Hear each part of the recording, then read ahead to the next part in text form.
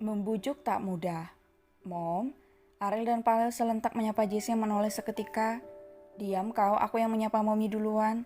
Ketus Ariel. Kau tidak bisa jauh-jauh sana, aku anaknya. Balas Parel tak kalah ketus. Pergi kau, aku juga anaknya. Usir Ariel. Enak aja kau, aku anaknya. Bantah Parel. Jessie tersenyum manis melihat pertengkaran putra-putranya, karena sebelumnya ia begitu kesal dengan cekcok mulut anak kembarnya. Namun tanpa diduga ia akan sangat merindukan keributan itu. Mommy, teriak Franz yang tiba-tiba duluan berhambuр memeluk Jessie hingga Ariel dan Parel menganga. Aham dan Rion serta Nando terkikik lucu. Ramon tertawa geli melihat pertengkaran anak-anak mereka yang badannya sudah besar tapi mengapa tingkahnya melebihi bocah anak-anak. Minggir, Parel menarik kerah baju belakang Franz. Curang, ketus Ariel bersidakap dada. Enak aja, Franz anak bungsu berarti anak yang paling disayang. Amuk Franz yang tak terima diusir oleh Parel. Ariel langsung memeluk Jessie yang ditatap tajam oleh Parel.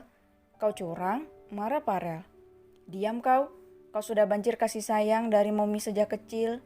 Ketus Ariel membuat Parel terdiam lalu membuang muka. Lebih baik aku cari Maharani, gerutu Parel. Pipi, Ariel tersadar. Jessie tertawa melihat wajah bingung Ariel celingmukan mencari pipi sementara Parel sudah menghilang mencari sosok kekasihnya. Kenapa wajahmu seperti ini, nak? Tanya Jessie mengelus rahang Ariel. Pipi Mom, dia di mana?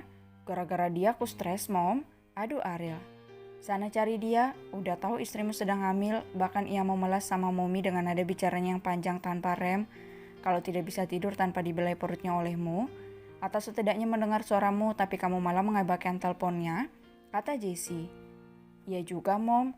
Ariel terlalu memikirkan keselamatannya tapi dia malah begitu marah besar. Sampai mengabaikan Ariel, jawab Ariel menggaruk kepala.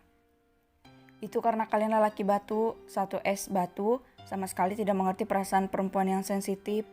Udah tahu perempuan suka mendebatkan hal sepele, apalagi berhubungan dengan nyawa.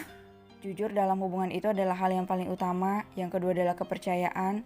Ceramah Franz. Kalian melanggar kedua hal penting itu, ejek Franz. Jessie tersenyum lembut. Bagaimana bisa putra pertama Mommy kalah dewasa dengan Franz Ham? Ariel hanya dia memikirkan kata-kata Franz. Dia si petualang sayang, kekeh Ramon. Nando, Aham, dan Rion saling pandang saja tanpa berbicara sepatah kata pun. Kalian makanlah biar aku mencari istriku. Ariel mengecup kening Jessie sambil melirik Aham dan Rion. Baik tuan muda, jawab keduanya serentak. Jessie mematung memegang keningnya, ini pertama kalinya Ariel mencium keningnya. Kenapa sayang? Tanya Ramon. Tidak ada, jawab Jessie memeluk Ramon menyembunyikan wajahnya di belahan dada bidang suaminya. Franz berlari mengikuti Nando dan yang lainnya mencari makan siang. Parel mendatangi rumah Sila, ia masuk ke kamar Sila yang tengah tertidur pulas dengan pakaian tidurnya yang tipis. Sayang, Parel menindih Sila dan mencium kening Sila. Is, jangan ganggu. Kesal Sila memutar tubuhnya ke samping hingga Parel terkekeh. Parel tersenyum usil mengendus leher Sila yang kini mulai kegelian dan Sila terpekik seketika dengan mata terbuka lebar. Jerit Sila mendorong tubuh Parel namun saat melihat wajah pelakunya membuat Sila terbelalak.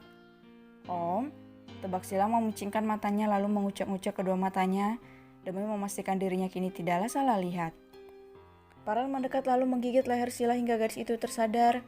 Ia mendorong lagi tubuh kekar Parel hingga Parel jatuh dari ranjang. Sayang, sakit loh. Parel mengelus bokongnya yang sakit. Sila mendalik kesal. Kenapa ada om di sini? Bukannya om di Cina ya? Kamu marah sayang? Tanya Parel. Kenapa marah? Sana balik aja ke Cina. Sekalian aja jadi kewarganegaraan sana. Cari perempuan super seksi di sana. Ketus Sila. Parel menghela napas. Maaf ya sayang, aku hanya memikirkan keselamatanmu itu. Sebabnya aku berbohong karena tahu kamu keras kepala sayang. Aku bisa gila jika ada yang menggunakanmu karena lawan kami semua hanya sekumpulan pengecut sayang. Jelas Parel duduk di tepi ranjang. Aku tidak selama itu om. Kesal Sila yang tak terima dilindungi hanya karena dianggap sebagai beban saja. Bukan begitu sayang. Parel menggaruk kepalanya yang tak gatal. Aku tahu kok Om tidak usah menjelaskannya padaku. Aku hanya beban untukmu ya. Aku tidak menyangka akan dianggap lemah oleh pria yang aku cintai, kata Sila membuang muka. Parel terus saja meminta maaf pada Sila. Begitu juga Ariel, sepertinya Sila dan Pipi begitu sepakat untuk tidak memaafkan pujian hati mereka begitu mudah. Butuh waktu berhari-hari bagi mereka untuk mendapatkan maaf Sila maupun Pipi. Semarah-marahnya Pipi akan meminta Ariel mengelus perutnya, tapi tidur di bawah dan tidak ada jatah hingga Ariel hanya bisa memaki dan menyumpahi Liang Roy supaya membusuk di neraka. Siapa? Tanya Rion si kumis. Ini Jack, dia bilang wanita yang disuruh untuk disekap bernama Desiana itu sudah ditahan oleh mereka. Jawab Aham, si botak tampan. Oh, jawab Rion yang seolah sudah tahu. Siapa yang nyuruh? Tanya Nando. Kalian kah? Tanya Franz. Bukan, mana mungkin kami bisa memberi perintah Jack tanpa izin dari Tuan Muda? Jawab Aham dengan Nando. Hah? Kaget Franz Nando.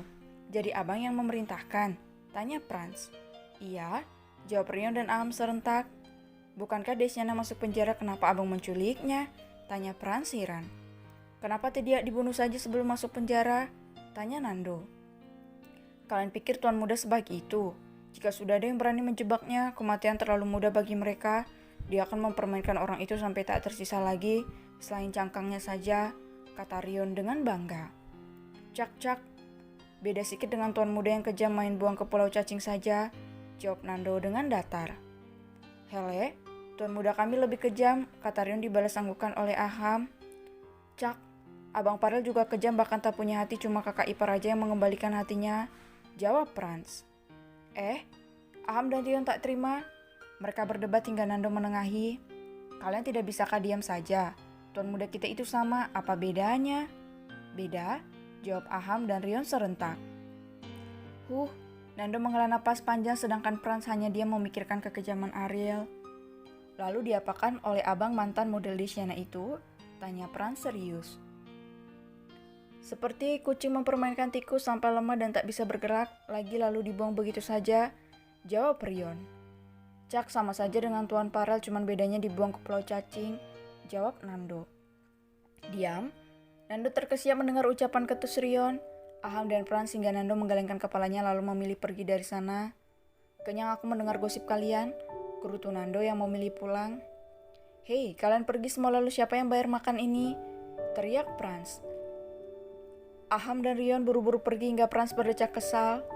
Uang bisa membuat kawan berkhianat? Gumam Franz lalu terkakak pelan. Memang Franz banyak uang, tapi cara kedua orang setia abangnya itu melarikan diri sungguh lucu sekali. Mungkin saja Ariel sering menipu mereka hingga selalu waspada, terutama masalah uang.